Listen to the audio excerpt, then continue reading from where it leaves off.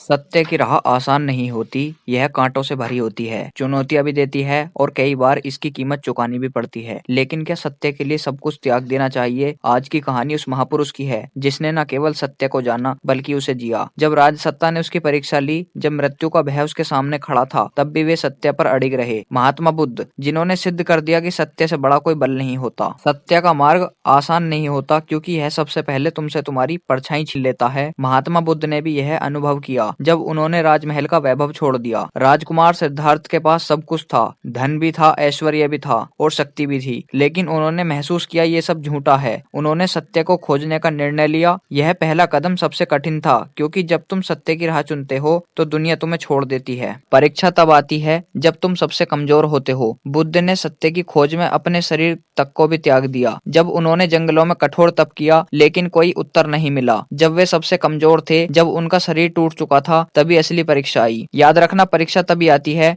जब तुम सबसे कमजोर होते हो, लेकिन जो उस समय भी डगमगाता नहीं है वह सत्य को पा सकता है। इस तरह बुद्ध ने हार नहीं मानी। उन्होंने सत्य को अपनी आत्मा में ढूंढना शुरू किया। सत्य की राह में कोई तुम्हारा साथ नहीं देगा, यह यात्रा तुम्हें अकेले ही तय करनी होगी। जब बुद्ध ने सत्य को जान लिया तब भी उन्हें स्वीकार नहीं किया गया। कुछ लोग उन्हें पूजने तो लगे तो कुछ उनके दुश्मन भी बन गए, क्योंकि सत्य हमेशा चुनौती देता है और लोग उससे डरते हैं। राजा अजात शत्रु भी एक ऐसा ही व्यक्ति था। उसने सुना बुद्ध सत्य की बातें करते हैं और वह सत्य की परीक्षा लेना चाहता था, इसलिए उसने महात्मा बुद्ध को अपने दरबार में बुलाया। उसने सोचा कि धन और बल की शक्ति से वह बुद्ध को भी झुका सकता है और जो बुद्ध सत्य की बातें करते हैं, सत्य को भी वो झुका सकता है, लेकिन जो सत्य पर चलता है उसे कोई खरीद नहीं सकता। राजा ने कहा, यदि तुम सत्य को जानते हो तो इसे सिद्ध करो, मैं तुम्हारी परीक्षा लूंगा। बुद्ध मुस्कुराए और बोले, महाराज, सत्य को प्रमाण की कोई आवश्यकता ही नहीं होती, यह स्वयं ही सिद्ध होता है। राजा को क्रोध आ गया। उसने बुद्ध को कारागार में डालने का आदेश दे दिया। बुद्ध को अंधेरी कारागार में डाल दिया गया। उन्हें खाने पीने से भी वंचित कर दिया गया, लेकिन उनकी शांति भंग नहीं हुई। उन्हें अपने मन पर दृढ़ विश्वास था, क्योंकि जो सत्य को पा लेता है